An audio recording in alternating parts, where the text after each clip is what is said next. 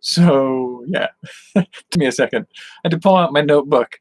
I'm taking a look at my notebook, and I opened up to the page where I had my pen as a marker, and flipped open the book and found a completely different section I was working on something else with, and went, whoop, that's not where we wanted to start off. Um, okay, so one of the things that I've been in a kind of a crap mood because of everything that's been going on lately, but one of the things that cheered me up a fair bit recently was playing around with, I don't know how to pronounce it. This is nom de guerre or whatever it is. It's basically pen names or pseudonyms that artists or creators work under. So coming up with alternative names. So like in the past, I have done some writing, and I've written stories that I don't want tied to other works that I'll be doing. So I could do a gruesome horror story of just pretty dark stuff. But if I ever want to make a children's animated feature or a children's book, I don't want people looking up the name of me and finding my dark, gross, terrifying stuff and assuming that I'm not capable of producing something for children. So anything that's likely to get you branded as not a place to visit for wholesome or good stuff can be done under a pseudonym, a pen name, a nom de plume. These are ways in which you can split it up, and other people have done this sort of thing. I believe for a while Stephen King tried to write under another name.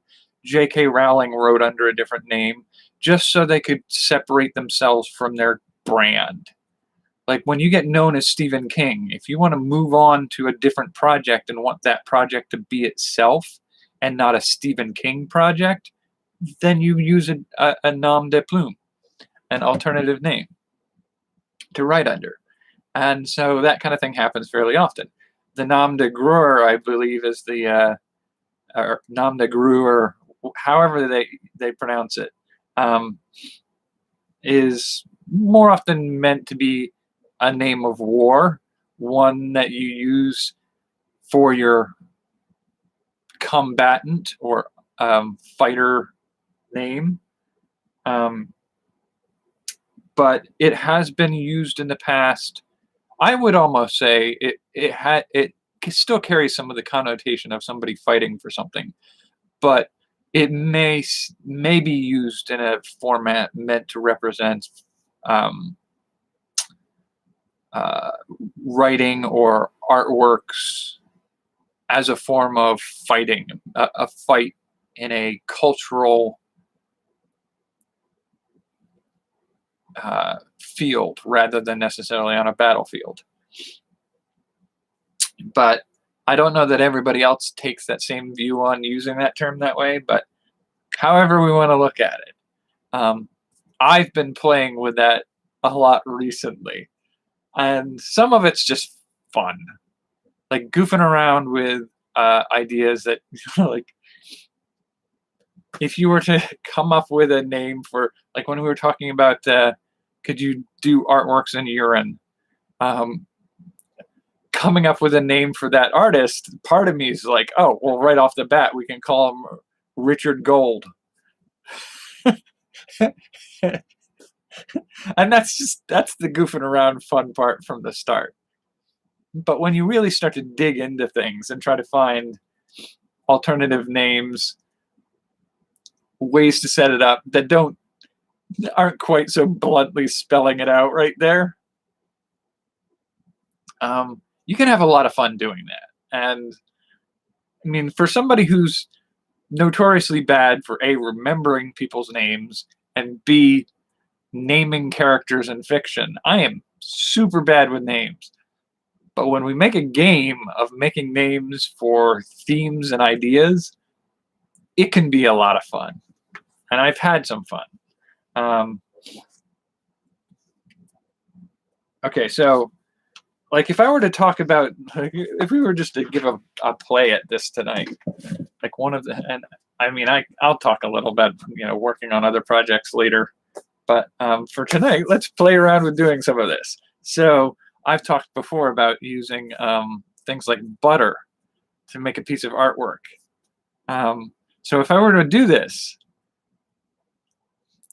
how would I name it? Like I can't do like Stephen Butters or something like that, or um, I don't like that. That would be a bit too much on the nose. But if we want to play with something like that, we can explore that. If we started with the idea of art made from non-permanent things, things that are likely to degrade or to be non-permanent. Possibly starting with the idea of food-based, but not necessarily. So if we were to try to figure out, what could we call it? Okay, so perishables.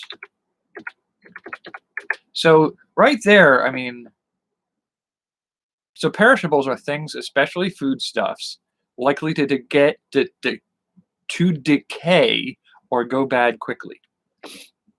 So, I mean, right there, it sort of suggests playing around with the idea of parish being like a last name, Marcus Parrish or something like that. But yeah, like, so this is where I get the most joy out of wordplay and puns and stuff like that. So Parrish, I like that as a last name. I might Perish, yeah, Perish, which is different from a last name, which is usually Parish, Parish, which is usually used to refer to a small administrative district, typically having its own church and a priest or pastor. So a parish. But parish in this sense would be spelled with an E rather than an A.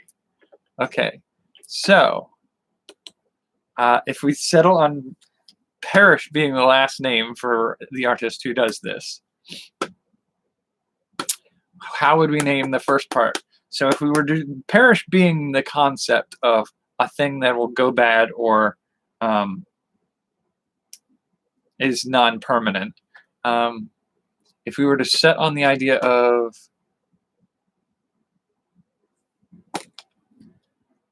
experimental art,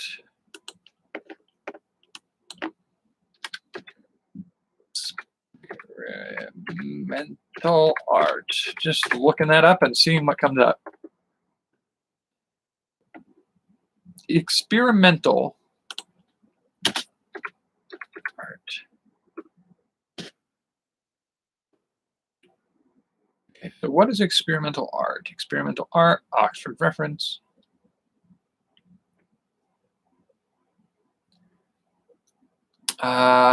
Let's go back to just experimental. We have exploratory, investigational, probing, fact-finding, trial and error, trial, test, pilot, speculative, conjectural, hypothetical, tentative, preliminary, probationary, prototype, under the microscope. That's another category we'll get into. If we do some of that microscope artwork, we'll look into that. On the drawing board, empirical, observational, untested, untried. Oh, like none of that feels right. Innovative, new, original, inventive. Radical, avant-garde is the term New and unusual experimental ideas, especially in the arts.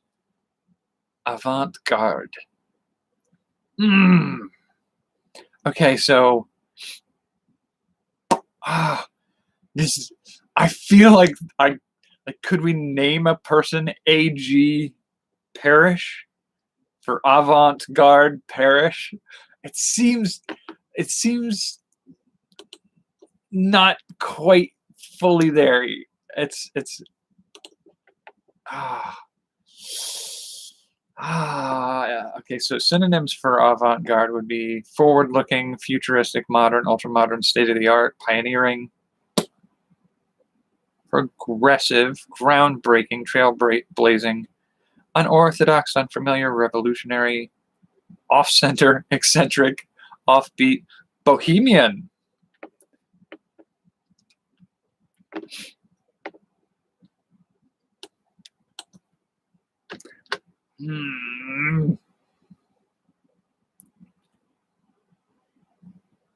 Neoteric, new fashion. See, like, I kind of want to play with bohemian, and I kind of want to play with avant-garde. So,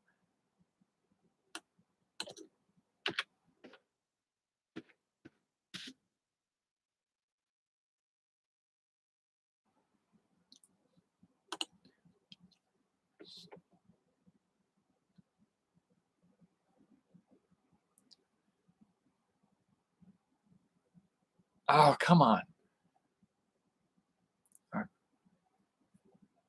Oh, come on. Is there a name I can use for that? Avant-garde. I mean, they'll tell you. I feel like it's so very, like, it's so very close to some names. Like, guard would be Gerard.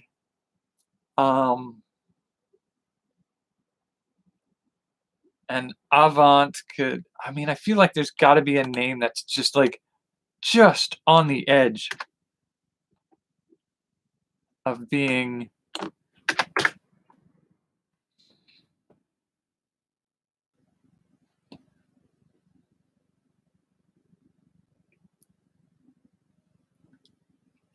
I mean, it looks like there's a family name.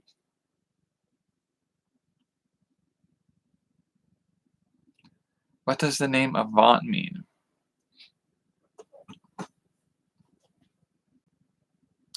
Vanguard is essentially a synonym for avant-garde.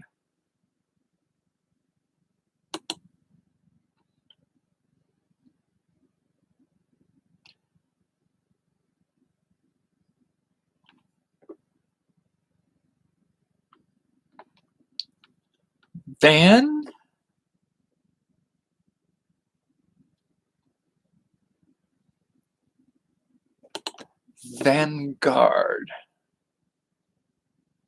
Vanguard is more distinctly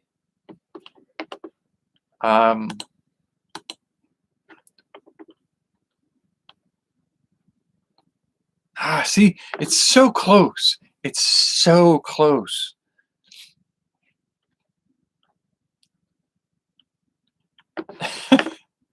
Like, it's room to play, but I mean, I may have to come back to finding a personal name. Like, I feel like you can name a, like, is Vanguard.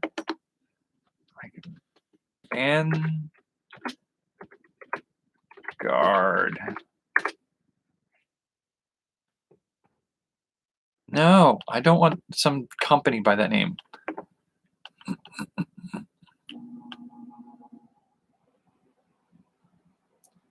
Let's try a different spelling then. No, I don't want the company. Why is this?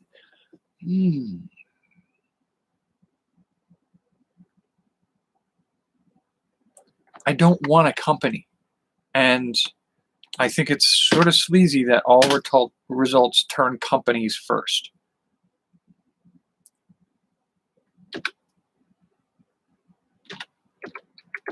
I don't like that that's what Google does now. What does Vanguard mean? Stop giving me information about the stupid frickin' company.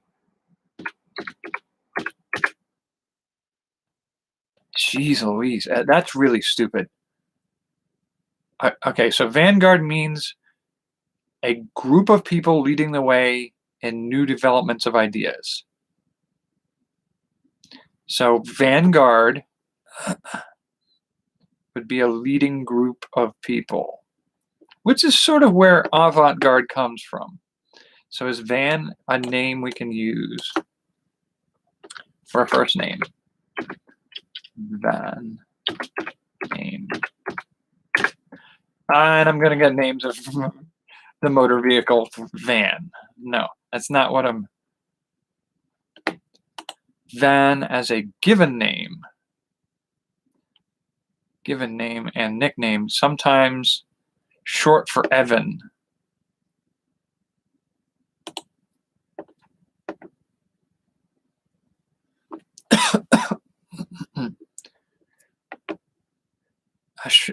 Which is, Evan is a Welsh masculine given name derived from Leffen, a Welsh form of the name John. That's a hell of a stretch. In other languages, it could be Ivan, Ian, and Juan.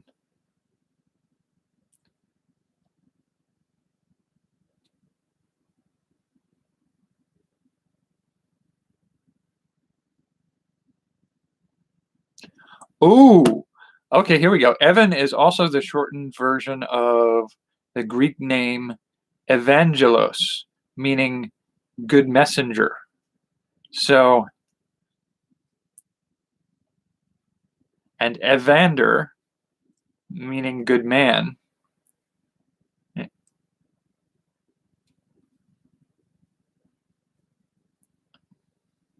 I have something on my shirt? I think I have something on my shirt. How did that get there? I don't know. It was probably my French toast this morning. My mornings and your mornings may be different.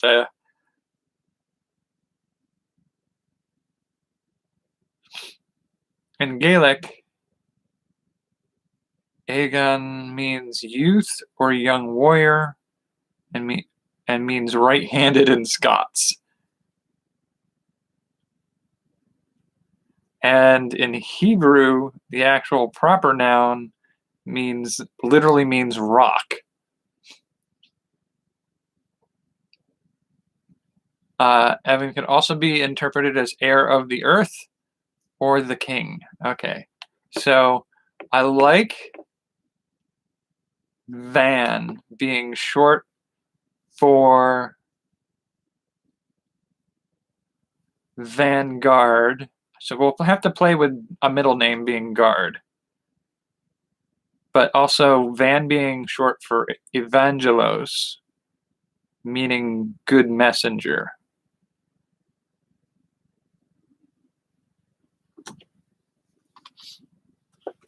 Okay, so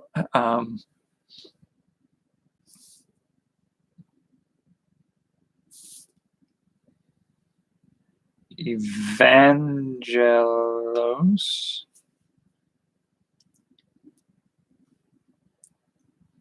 And then what can we do for guard? Let's do a look-see, see what we've got going on here somewhere.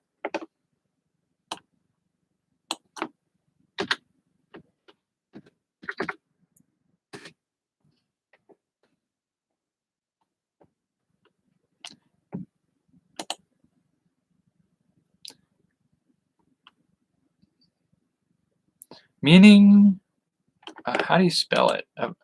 I think the difference in spelling is going to be a huge factor here.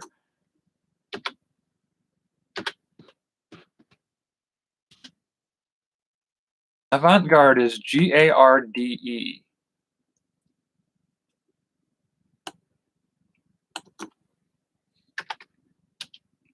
But Vanguard, I think, was spelled differently.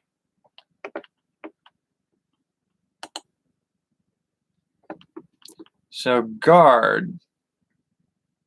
No, Garde, Garde, is a female name. Similar names. No, that doesn't tell me anything. It doesn't even tell me what the meaning of the name is. I mean, this Garde is a surname.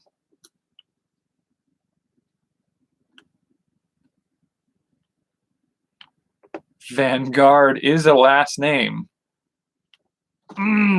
Daniel Vanguard, French songwriter. Oh, and could we do Parish Vanguard? That seems too much of a stretch. It's too on the nose.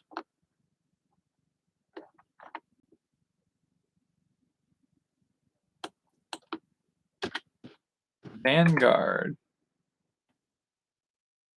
See, Vanguard is Van G-U-A-R-D.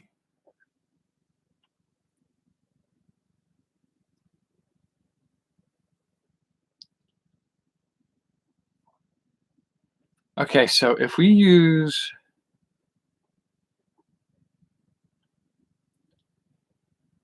G-U-A-R-D,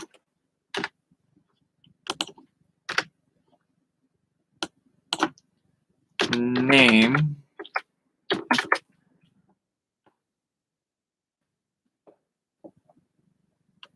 names with garden meaning.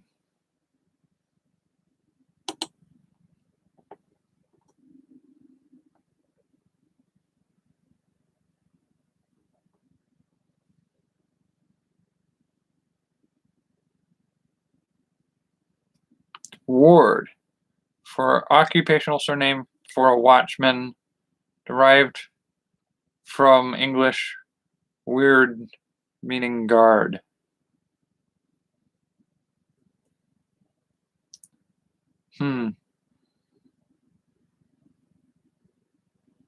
Ward Cleaver is a Ward character.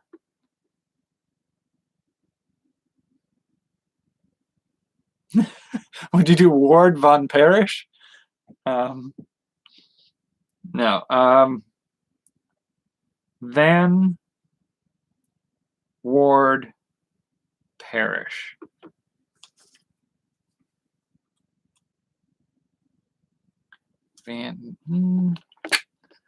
We can take a look at Ward, see what else we got in there. Meaning and history.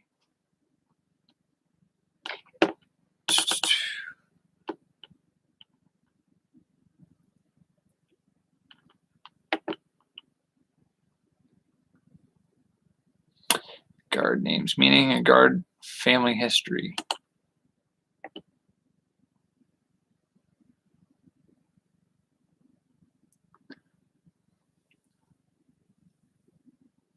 Garb, large, hard. No, that's rhymes.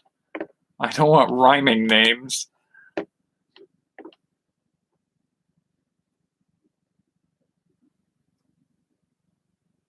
Well, let's just go with Van G. Parrish and just call it guard as the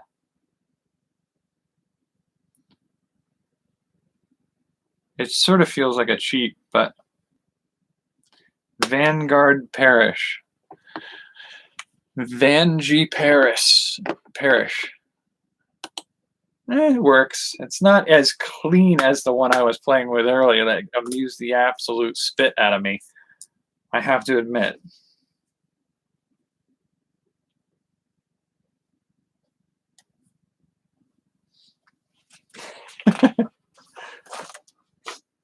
So any work that Van G. Parrish produces must be perishable. Just like that's half the fun of it. Like getting extra meaning out of it and fooling around with the idea of it. Like if we were to look at the microscope art, if we were to do the tiny scale artworks, now let's play a little bit with that. Let's look at micro.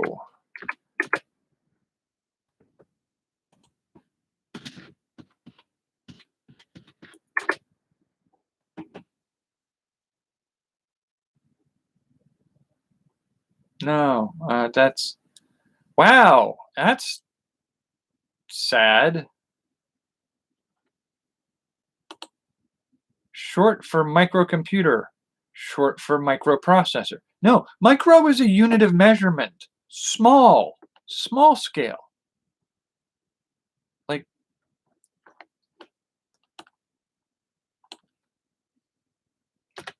there shouldn't all suddenly revert to using popular nomenclature for pop culture references and slang terms. Like micro is a starting prefix that stands for a size, a measurement, a micrometer, a micro amp. It's a measurement. How dare you give me sort of okay, diminutive, dwarf, elfin, half pint, Lilliputian, little, mini, minikin, model, petite, pocket, pocket-sized, pygmy, small, smallish, atomic, bitsy, bitty, infinitesimal, itty-bitty, itsy-bitsy, little bitty, micro miniature, microscopic, microscopical. Gee, thanks for frickin' spamming me with pop-ups. Miniature, minuscule, minute, teensy, teeny, dinky, teeny weeny, wee, puny, scrubby, undersized.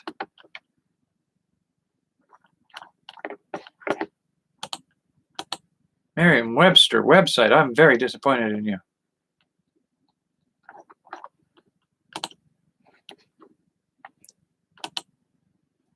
So thesaurus.com, what do you got? No. Again, it pulls up computer-based terminology. That is not what we're talking about.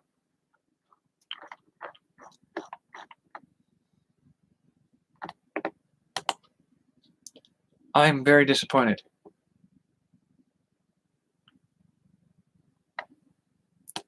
Micro. Fine. You're useless. Miniature. I'm very disappointed that that's the way the world goes.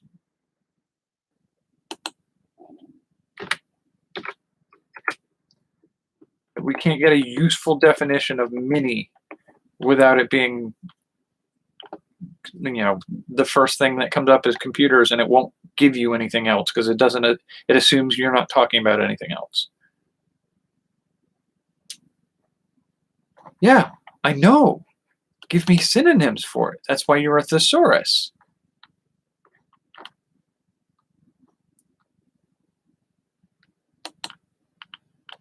Wow. That's super disheartening that that's how that's going to behave. That it should be that hard to track down. All right. Small. You can see me get angry sometimes when things like internet searches just return the dumbest results now. Never do I get anything useful anymore. I don't know why I bother using search anymore. So baby, diminutive, little, midget, minuscule, small, scaled down. All right, see what you got for scaled down. Pint-sized, little, midget, petite, pocket, toy, wee, itsy bitsy, minikin, reduced, small scale.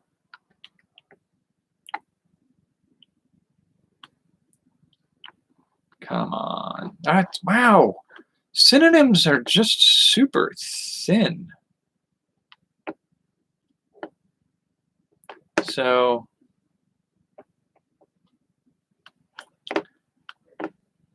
tiny. Do we have tiny in there anywhere? Teensy, fine. Just give me dwarf, infinitesimal, insignificant, itsy bitsy, little, microscopic, atomic, imperceptible, infinitesimal, invisible, minuscule, negligible, diminutive, minute, little. Minuscule feels like a playable.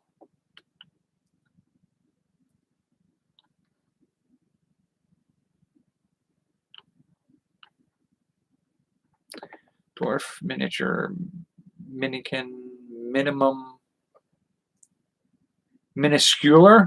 I have never heard it used that way. Minuscule.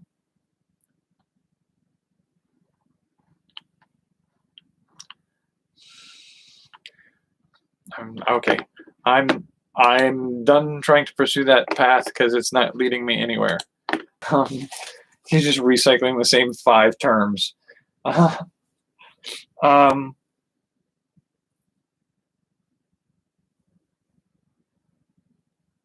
What else could we think of for that term?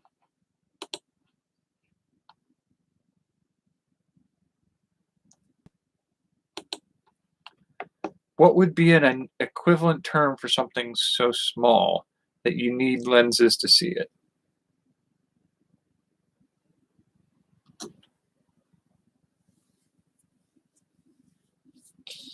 All right, tiny.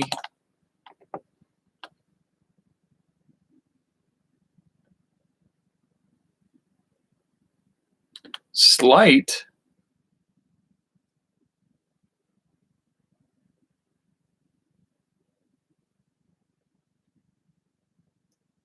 Slight trifling.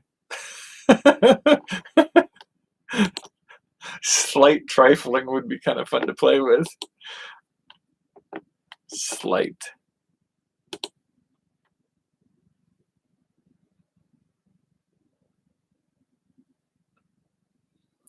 Slight.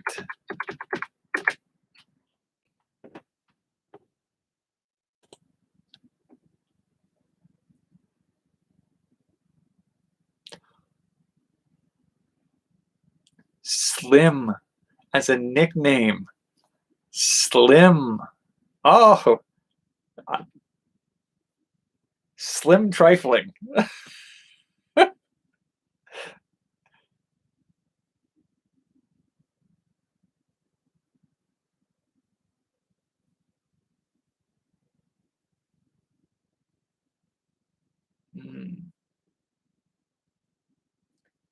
Slim.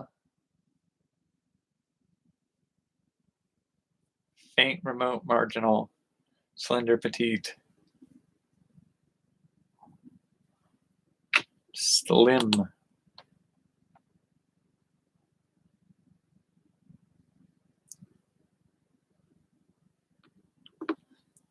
Yes, slim. Slim will be one of it.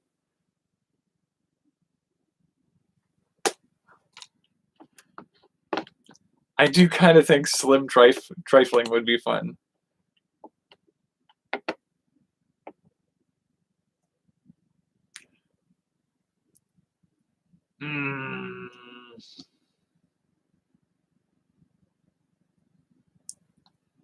I feel that's so on the nose, though. Slim triflings.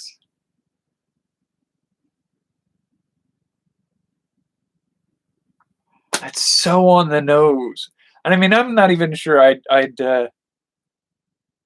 like, I feel for that one, I wouldn't even need to do a separate name on. Because that one's less likely to really be anything that I need to make the distinction. I mean, to the same degree, I feel the ingredients like butter and stuff wouldn't be something I'd need to do anything specific to separate from my baseline creation. So I don't necessarily need them for that. But the fun of playing with it is enjoyable to me. Yeah, slim triflings is a fun one. It's not as necessarily fun as Van G. Parrish. Um, or the other one I came up with, which is secret and I can't tell. But I do. That's a good thing to do, to just play around with ideas. And I think one of the things that comes up is I do have some difficulties with character names, because my tendency is to do that kind of stuff with characters, and you don't want that in your story. You don't want to be writing a story about a scientist in the future who works on things on the micro scale, but he doesn't really make anything particularly useful. It's more just, what can he do with small things? And so you name the character Slim Triflings. Like, no, like it destroys the seriousness of the story to mess around that much with stuff. But my instinct is to always do that. If you're writing a heroic character, you tend to try to build a heroic name. I think one of the best lampoons of that I ever saw was in the movie Mystery Men.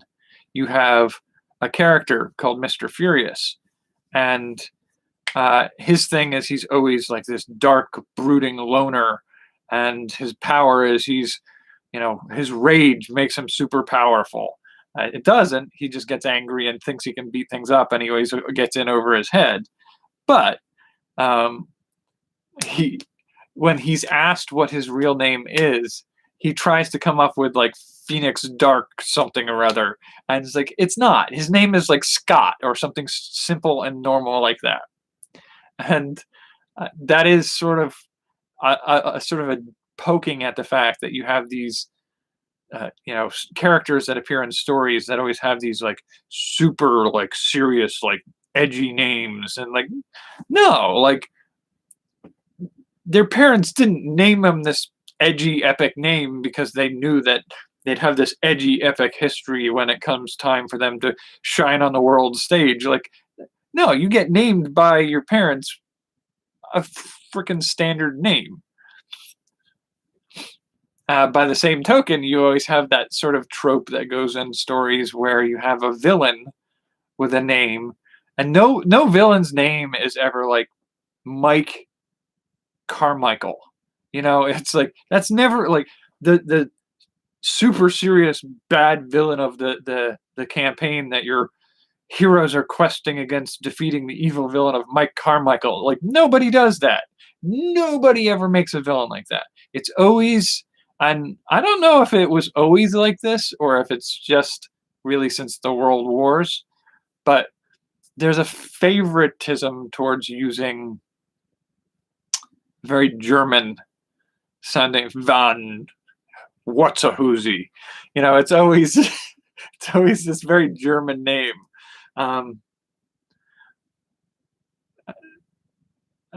Van Jaeger or Van Wilder, well, Van Wilder was a comedic thing, but Von Struppenwaffel.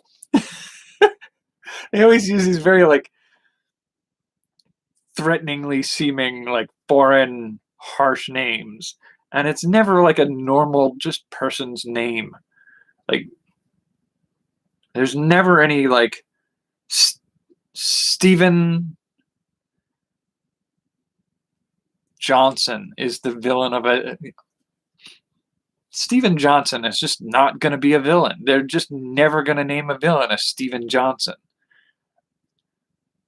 But it's more realistic. Like, somebody's more liable to just have a name, and to a degree, you get a situation in those scenarios where people are more likely to opt into a nom de guerre, a war name, if their name is too standard for it. You don't become the butcher because your family named you that as a child. You become the butcher because that's a name you'd rather have, rather than Stephen Johnson. It's just, I get some of that, but when naming characters in stories, my tendency is to load the meaning into the name. And you kind of have to. Like, but there's just that little, like, too much, and I think I do it too much in my stories. I have to figure how to do that differently. But you have to do it some, because like I said, if I write an epic story of a heroic character on a quest to save the world from a villain, that villain better not be Steven Johnson.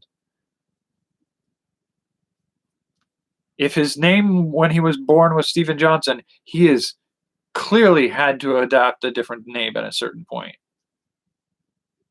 Because you cannot have a story where that's what goes through. If his name is Steven Johnson, you better never find that out. You must always understand and know them as somebody else.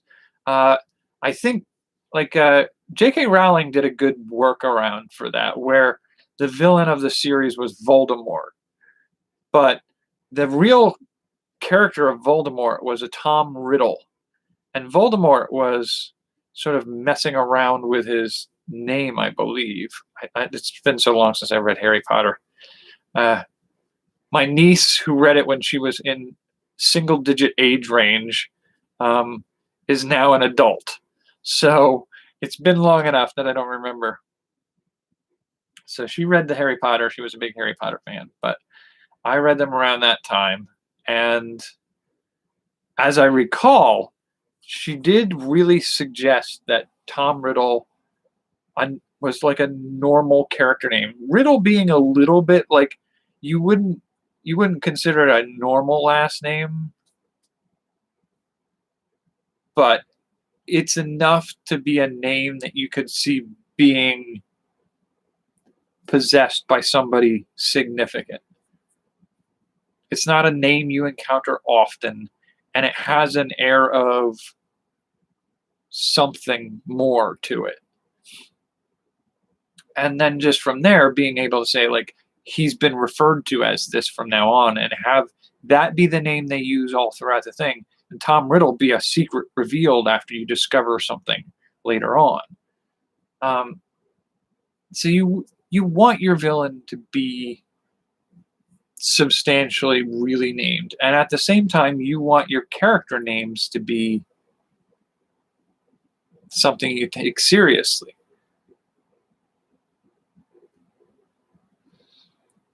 But anyway, that's the fun of names. I'm not great at it, but I am, like, when I don't have to take it as seriously as, like, if I use one of those names as a pseudonym for an identity under which I do any art, it's okay. They're pretty decent, but it doesn't really carry the same. It doesn't have to carry a message as much.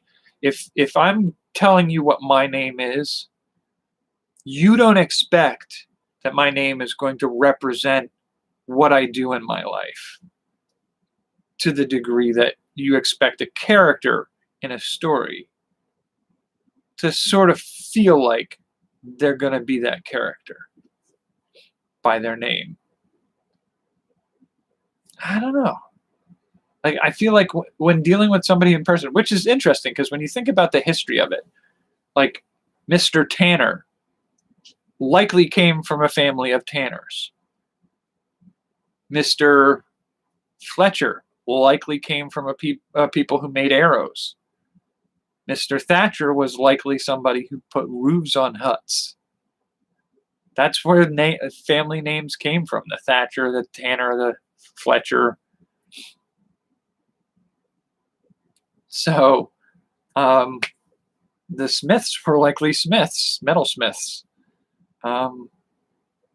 Carter, wheelwright, shipwright.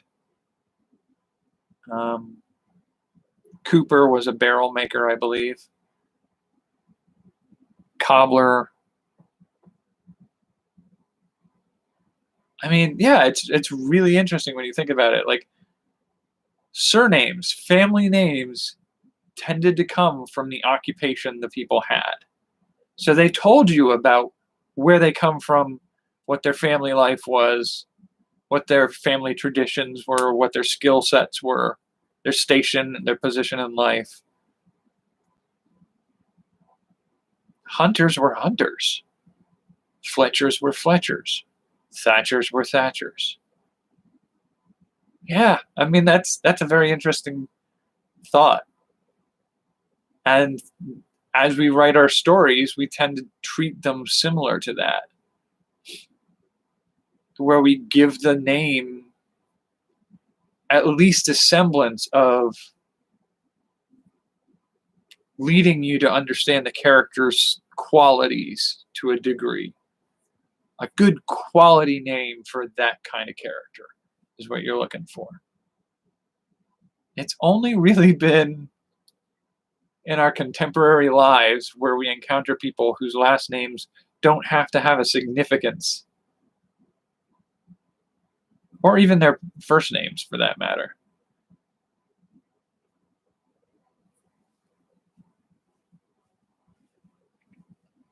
But I feel like, I guess to a certain degree, we're creating characters. They're personas that you wear. You'll probably model a fair amount of them after yourself because you're going to be doing your work and your work's going to represent you, even if you're using a character to do it. So if you're using like a nom de plume, if you're doing a romance piece, like you don't want to necessarily be as on the nose as you could be with that, where you could sort of spell out that you're just like a romance writer by using a name that's just clearly only a romance writer would have it. Although I think the equivalent for some of that is that classic joke of what's your porn star name? Is it Randy Johnson? Randy Johnson as a porn star name. Like that's so on the nose, but it's still kind of like that way you're liable to see it as a joke, a fun, a play. But yeah, I mean, I'm trying to think. I don't think you'd ever. I guess on some of those other forms, you could do that to a degree, but you want to don't be. You don't want to be as blatant as that in most cases.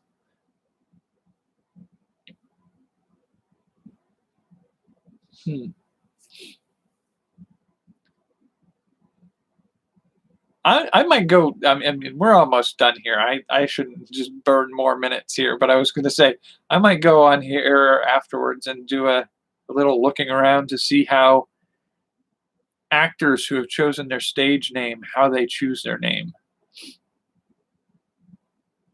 Like, what's the process for figuring that out? I'm super curious now. All right. Well, that was a fun way to burn through some time. It was something that amused me and had a little bit of enjoyment in a rough couple of weeks. So I thought I'd share it at least. Hope it was entertaining to some degree. I do think we do have a pattern in our current culture of choosing names that represents us. It's the internet names that we use, like the names we choose for. Like you've got a chosen name, I've got a chosen name, I've got a couple chosen names. But like Roving Jack is one I'm known by in several places, not just on one of my channels, and that one happens to be a name I just chose when I was a fair bit younger. I've been mostly known by that for over a decade.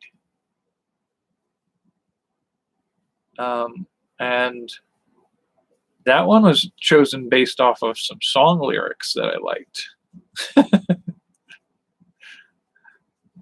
That had some particular meaning for me. Naming is a very interesting thing.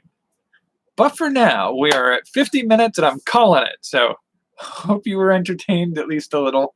I will catch you on, I guess, Tuesday, right? We're on Sunday right now. So take care.